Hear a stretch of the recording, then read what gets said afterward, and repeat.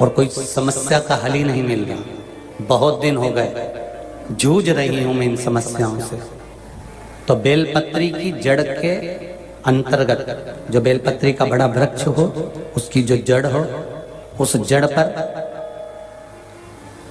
लाल चंदन घिसकर या लाल चंदन से कटोरी में घिसकर लेकर जाएं।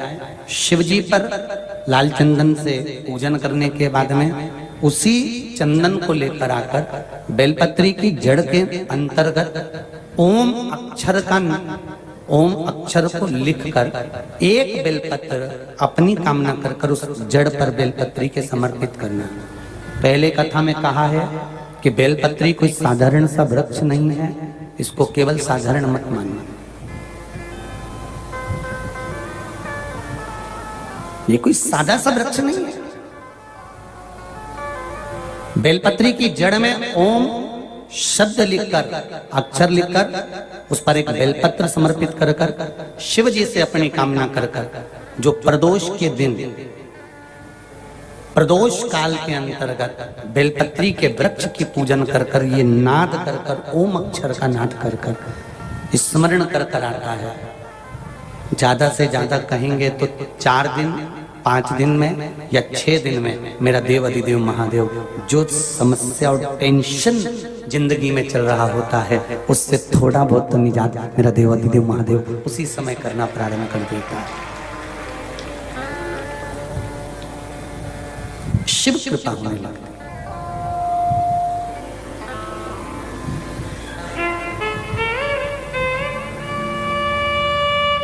पर चंदन लगा होना चाहिए शिवलिंग पर। पहले शिवलिंग पे चंदन लगाना है, उसके बाद लेकर जाना। कौन से दिन? जम के बोलो जरा। प्रदोष समय, प्रदोष काल। लग रहा है कि जूझ रहे हैं हमारे जीवन में, बहुत बहुत टेंशन, बहुत समस्या।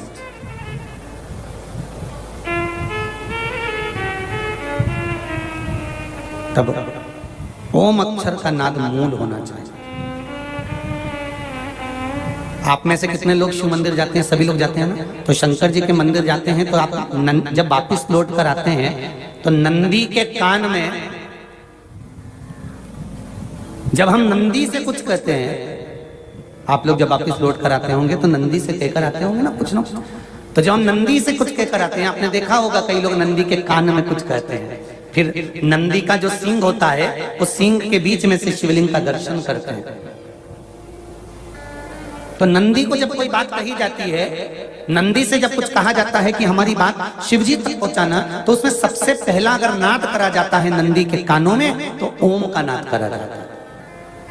आप सीधे जाकर अगर कहेंगे नंदी को कि हमारी ये बात है, आप वहां तक पहुंचा देना, तो नंदी उस बात को कहे चाहे नहीं कहे, पर जब आप नंदी के कान में ओम कहने के बाद में अपने हृदय की बात कहते हैं, तो जैसे एक पत्र आपने भेजा और पत्र को तुमने लिफाफे के अंदर रख दिया, रखने के बाद में तुमने एड्रेस भी लिख दिया। समझ लेना बहुत अच्छे से। एड्रेस लिखने के बाद में तुमने अपना मोबाइल नंबर भी लिख दिया, सब कुछ कंप्लीट करके।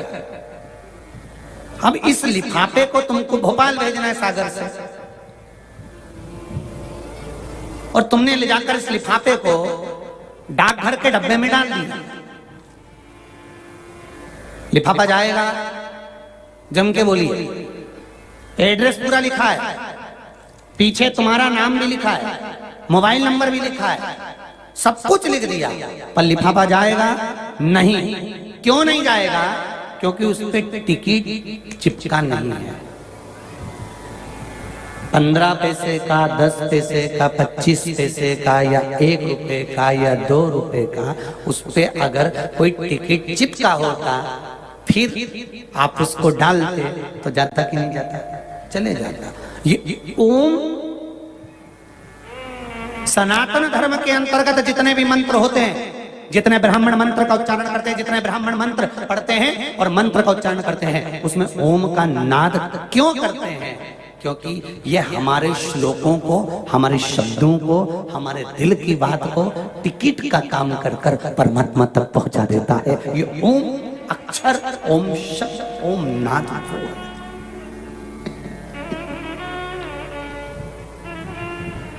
वहां तक पहुंचा।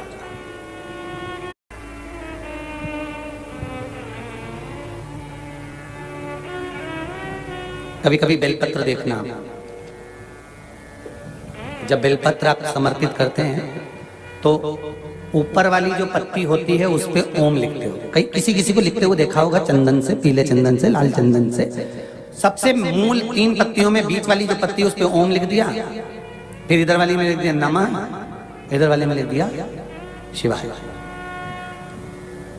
कभी आपने देखा कि इधर वाली पत्ती में ओम लिखा हो, इधर में नमः लिख दिया हो, इधर में शिवाय लिख दिया हो? नहीं, लिखने वाला लिखेगा, क्योंकि जो विद्वान होता है, चतुर होता है, जिसमें विद्वत्ता होती है, वो सबसे ऊपर वाली पत्ती में ही ओम लिखेगा, क्योंकि उसको मालूम है ये ब्रह्मा है, ये विष्णु है और ऊपर शिव है।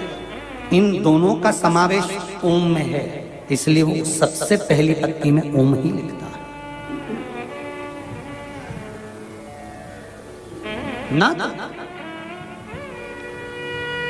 देवराज के प्राण छूट गए। शिव मंदिर से आया, चोरी करने वाला देवराज प्राणों को छोड़ा। एक लोटे जल की महत्वता जानकर माता, उनकी देवराज की मां जो जल चढ़ाती थी, उसका फल ये मिला कि देवराज के प्राण जहां छूटे वहां कोई दूसरा वृक्ष नहीं था, बेलपत्री के वृक्ष के नीचे प्राण छूटे।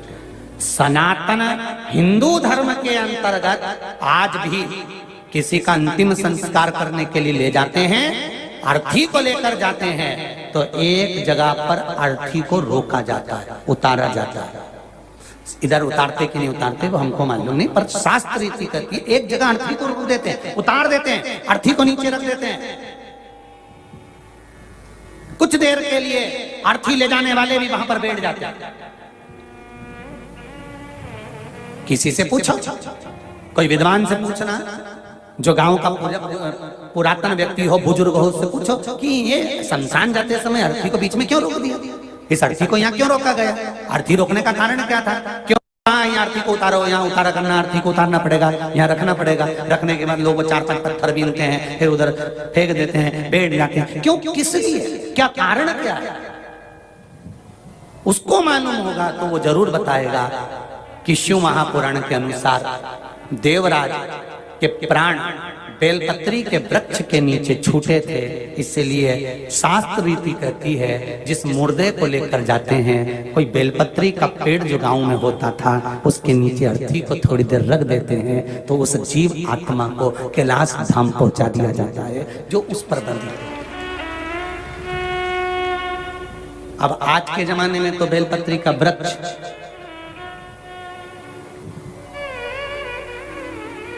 एक निवेदन सबसे करेंगे, मौका मिले जीवन में, अगर मौका मिले वृक्ष लगाने का, तो जिस मार्ग से अर्थी निकल कर जा रही हो, शमशान जा रहे हो, और बीच रास्ते में दोनों तरफ अगर मौका मिल जाए तो कहीं एक अगर बेलपत्री का वृक्ष लग जाए और उस बेलपत्री की छाया उस मुर्दे पर और अर्थी ले जाने वाले पर पड़ जाए, तो वो स्वयं ही शिव के धाम पहुंच जाते हैं। उसको पहुंचाने की जरूरत नहीं, कभी मौका मिले।